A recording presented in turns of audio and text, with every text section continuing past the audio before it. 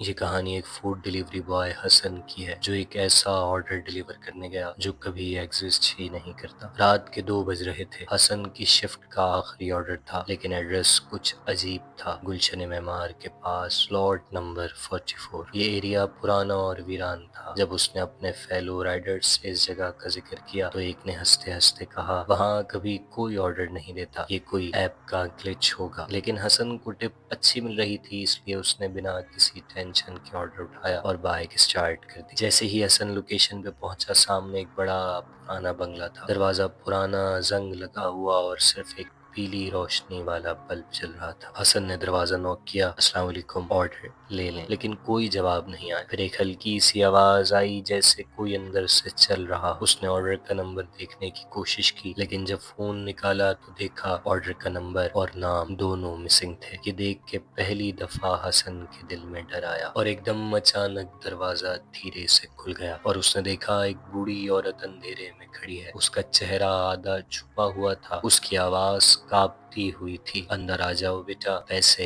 لے لو۔ حسن ہیزیٹیٹ کر رہا تھا، لیکن ٹپ کا سوچ کر اس نے ایک قدم اندر رکھا۔ جیسے ہی اس نے اندر قدم رکھا، دروازہ زور سے بند ہو گیا۔ گھر کے اندر عجیب اسمیل تھی، جیسے پرانی چیزیں سڑ رہی ہوں۔ حسن نے دیکھا ایک بڑا ڈائننگ ٹیبل رکھا ہے اور اس پہ 4 لوگ بیٹھے تھے۔ سب کے چہرے سفید، آنکھیں بند اور ہاتھ جیسے کسی نے گھٹنے پر رکھے ہوں۔ حسن کی گھبراہٹ بڑھنے لگی، یہ لوگ عجیب لگ رہے تھے۔ اچانک ایک آدمی کی آنکھیں کھلیں۔ حسن چیخ مار کر پیچھے ہٹا اور دیکھا سارے لوگ اس کی طرف دیکھ رہے تھے، لیکن وہ سانس نہیں لے رہے تھے۔ حسن نے بھاگ کر دروازے کی طرف دوڑنا شروع کیا، دروازہ کھولنے کی کوشش کی، لیکن وہ لاک ہو گیا تھا۔ اتنے میں پیچھے سے ایک آواز آئی، کھانا لائے ہو؟ ہم کب سے بھوکے ہیں۔ حسن نے دیکھا وہ بوڑھی عورت ہوا میں تیر رہی تھی، اس کے بال لمبے ہو گئے تھے اور چہرہ کالا دھند جیسا ہو گیا تھا۔ حسن نے زور سے دروازہ توڑا اور بائک کی طرف بھاگا۔ جیسے تیسے وہ وہاں سے نکل گیا، لیکن جب اس نے راستے میں فون چیک کیا تو